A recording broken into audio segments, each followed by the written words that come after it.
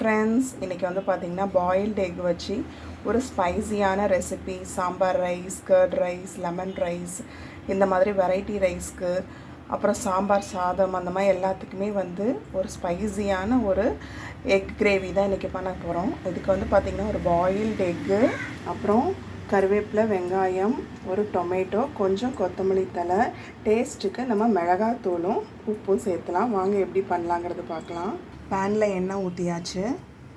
கொஞ்சம் ஜீரகம் ஆட் பண்ணுறோம். பாருங்கள், ஜீரகம் வெடிச்சிருச்சு. நெக்ஸ்ட்டு ஆனியனையும் கருவேப்பிலையும் ஆட் பண்ணுறோம்.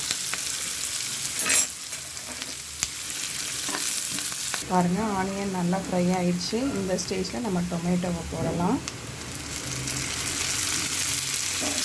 நல்லா மிக்ஸ் பண்ணுங்கள். ஒரு ஆனியன் ஒரு டொமேட்டோவே போதும். 4 எக்கு போடலாம். நான் 3 எக்கு போட்டிருக்கேன். காரத்துக்கு கொஞ்சம் மிளகாத்தூள் உங்களோட ஃப்ளேவருக்கு தகுந்த மாதிரி போட்டுக்கோங்க.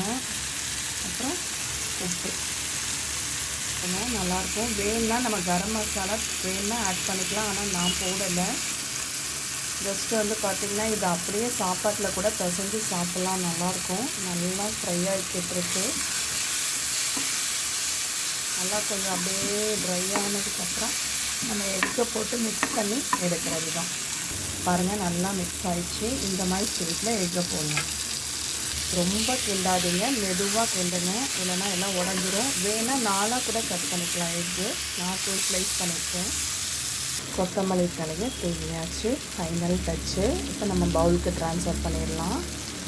பாருங்கள், ஸ்பைஸியான எக் கறி ரெடி ஆகிடுச்சு. ரொம்ப டேஸ்ட்டாக இருக்கும். நீங்கள் வெறும் ஒயிட் ரைஸ்லேயுமே போட்டு சாப்பிட்லாம். நல்லாயிருக்கும் எல்லாத்துக்குமே. தேங்க்யூ.